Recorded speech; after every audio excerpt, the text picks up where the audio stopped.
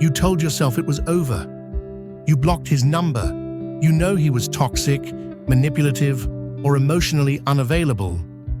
But then, why do you still miss him? Why can't you stop thinking about him, dreaming about him, or wondering if he ever cared? You're not crazy, you're human. And there's a real reason your brain is still holding on. Today, we're talking about what happens to your brain after a toxic breakup and how you can begin to heal. Let's start with the truth. A toxic relationship doesn't just break your heart, it rewires your brain. And walking away from someone who hurt you deeply, it's not just emotional, it's neurological.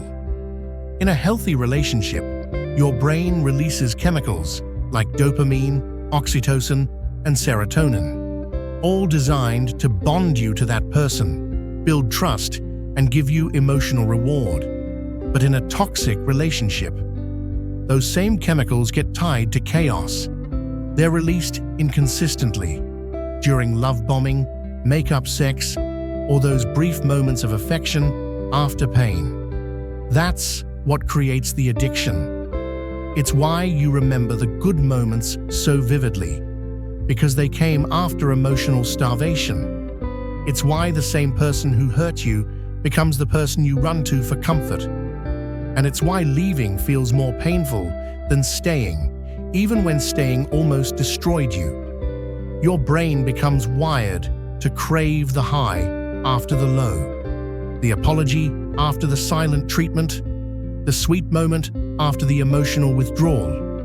This is what's called intermittent reinforcement, and it's the exact mechanism that makes gambling so addictive. So when you leave, your brain goes into withdrawal. You're not just missing him, you're missing the chemical pattern your body got used to. And the worst part, even when you know he wasn't good for you, your brain will keep pulling you back to the familiarity of those highs and lows. So if you're asking, why do I still miss him when he treated me so badly? It's because your nervous system doesn't understand logic. It understands patterns. And the pain you're feeling right now, that's your brain detoxing from emotional addiction. And that pain, it's not weakness. It's the cost of finally choosing yourself. It's the ache of letting go of something that broke you, but still felt like home. And that's one of the hardest things a woman can do. But here's the good news. Your brain is also built to rewire. It's called neuroplasticity, and healing is possible. So how do you heal from a toxic breakup, not just emotionally, but mentally? First, you need distance, real distance, not just blocking him on social media or checking in once in a while, but total space so your brain can break the cycle and stop anticipating that next emotional hit.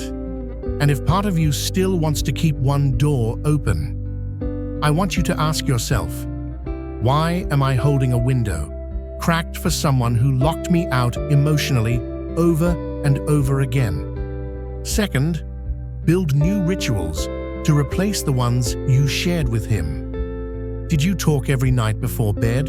Start journaling or doing a guided meditation instead? Did you text him when something exciting happened? Call a friend. You're not just removing him, you're retraining your brain to seek new, healthier forms of reward. You're not weak for missing him. You're just in withdrawal from someone who taught your brain that chaos was love. But you get to reteach it in peace. Third, allow yourself to grieve, even if it wasn't a healthy relationship. Just because it was toxic doesn't mean the connection didn't feel real. You're not grieving the abuse. You're grieving the version of love you hoped it could become. That future you pictured, the one where he changed, loved you better, and showed up for you. That's what hurts the most, saying goodbye to the version of him that only existed in your mind. And finally, start reprogramming your beliefs. Toxic love teaches you to equate drama with passion, control with care, and inconsistency with depth. But real love is steady, it's secure, it's safe, and the more you remind your nervous system of that, the faster you heal. So, no, you're not crazy for missing him. You're not weak for still feeling the pull. You're a woman who loves deeply, and your brain is just catching up with your heart. But the more you stay no contact, the more you reclaim your peace, the more you stop looking back and start reconnecting with yourself, the quieter those cravings become. And one day, you'll wake up and realize it's not just that you don't miss him anymore. It's that you finally remembered who you were before he broke you. And that version of you, she's still here, and she's coming back stronger than ever. Subscribe for more healing, empowering relationship advice, because letting go is the beginning of everything better.